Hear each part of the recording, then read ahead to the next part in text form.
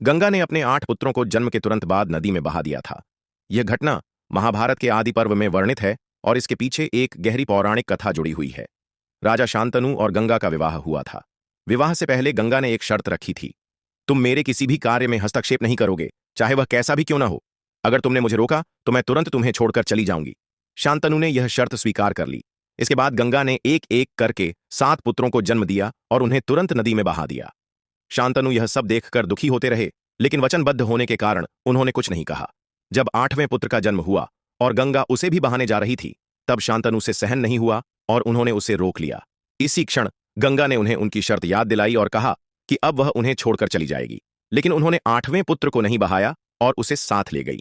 ये 8 पुत्र वास्तव में 8 वसु देवता थे। एक बार इन वसुओं ने महर्षि वशिष्ठ के आश्रम में उनकी कामधेनु गाय को चुराने का प्रयास किया था।